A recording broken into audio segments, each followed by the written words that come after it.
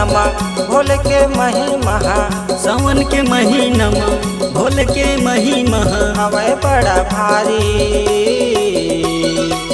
चला जी देखे जाबो नंदी सवारी, बोल बम कहत जाबो भोला के दुआरी। चल जी देखे जाबो नंदी सवारी, बोल बम कहत जाबो भोला के दुआरी।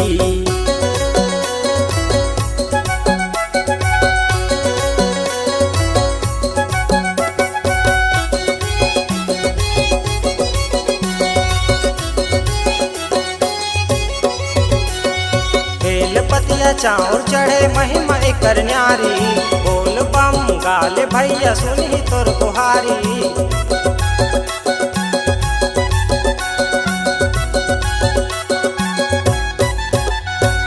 बेलपतिया चाउर चढ़े महिमा ओकर न्यारी, बोल बम गाले भैया सुनी तोर गुहारी।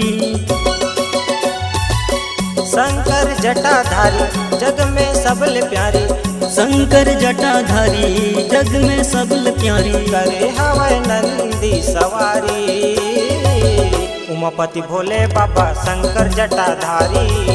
चल जी देखे जाबो नंदी सवारी, बोल बम कहत जाबो भोला के दुआरी। चल जी देखे जाबो नंदी सवारी।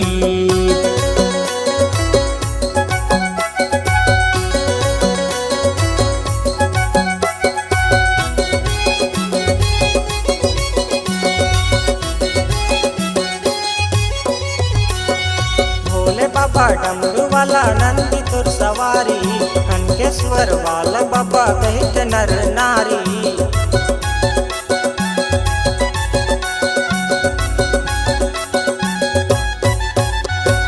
भोले बाबा डमरू वाला नंदी तोर सवारी, खनकेश्वर वाले बाबा कहित नर नारी।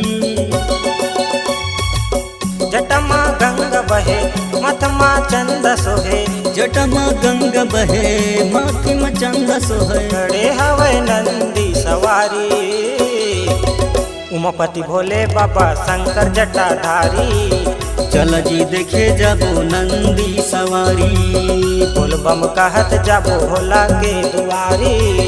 चल जी देखे जाबो नंदी सवारी। सावन के महीनमा भोले के महिमा, सावन के महीनमा भोले के महिमा हवे बड़ा भारी। चल जी देखे जाबो नंदी सवारी, बोल बम कहत जाबो भोला के दुआरी। चल जी देखे जाबो नंदी सवारी, बोल बम कहत जाबो भोला के दुआरी। चल जी देखे जाबो नंदी सवारी, बोल बम कहत जाबो भोला के दुआरी।